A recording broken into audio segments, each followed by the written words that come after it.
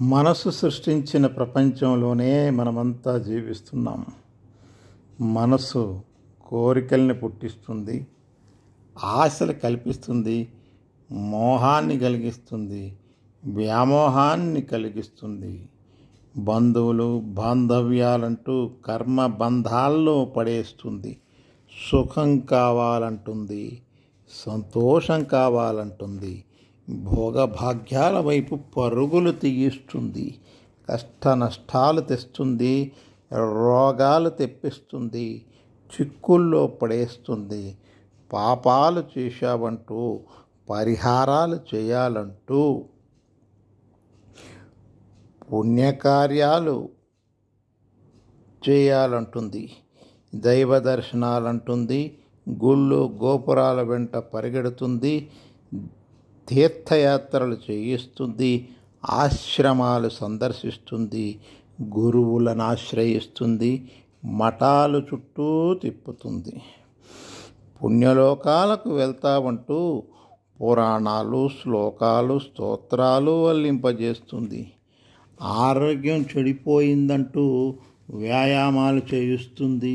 శాంతి సౌఖ్యం కోసమంటూ జపధ్యానాలు, ముక్తి కావాలంటూ యోగాలు, ప్రాణాయామాలు, ధ్యానాలు చేయిస్తుంది.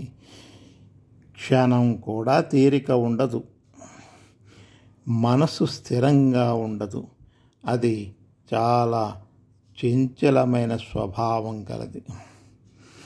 కాబట్టి మనసును అర్థం చేసుకోవాలి అని సద్గురువులందరూ బోధిస్తున్నారు. మనసుని అణచటానికి ప్రయత్నం చేయకూడదు. మనసుని కంట్రోల్ చేయటం ఎవరి తరమో కాదు. మనసును విడిచిపెట్టాలి, అంటే విస్మరించాలి. మనసుకు గుడ్ బై చెప్పాలి అని గురువులంతా మనకి బోధిస్తున్నారు. మనసును అర్థం చేసుకోవటానికి అది ఒక నిశ్చలంగా ఉండే సరస్సుతో పోలుస్తాం. అంటే నిశ్చలంగా ఉండే సరస్సు ఆత్మస్థితితో పోలిస్తే ఆ నీటిలో నుండి ఉద్భవించే కెరటాలు, కదలికలు మనస్సుగా అర్థం చేసుకోవాలి. అలాగే టీవీ స్క్రీన్ని ఆత్మగా పోల్చితే స్క్రీన్ మీద వచ్చే బొమ్మలు, సీన్లు మనస్సుగా అర్థం చేసుకోవాలి.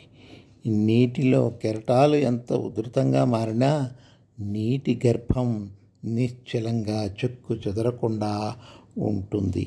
అలాగే స్క్రీన్ మీద బొమ్మలు వచ్చినా పోయినా స్క్రీన్ చలనం లేకుండా నిశ్చలంగానే ఉంటుంది.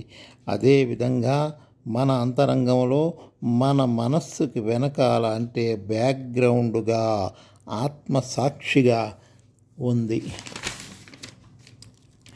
సాక్షి అని ఎందుకు అంటున్నామంటే అది ఉండబట్టే మన మనస్సులోని కదలికలు, దేహం కదలికలు అన్ని అనుభవాలను దర్శించగలుగుతున్నాం.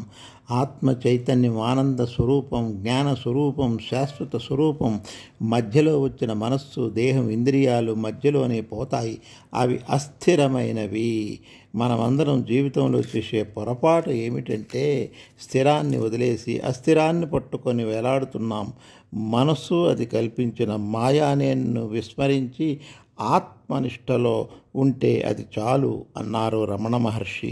తిరిగితే తిప్పలు, కూర్చుంటే కుప్పలు అన్నారు చెవుట మా అమ్మ.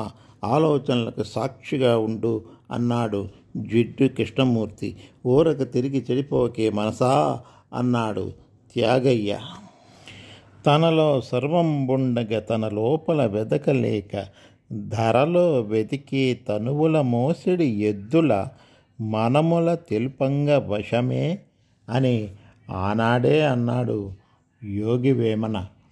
ఎంతమంది యోగులు, ఎంతమంది జ్ఞానులు మనకు అందించిన ఆత్మజ్ఞానాన్ని పెడచెవిన పెట్టి మనసు మాయలోనే పడి ఉంటున్నాము. అందుకే మనసు గతి ఇంతే, మనిషి బ్రతుకి ఇంతే అన్నారు మహాత్ములు.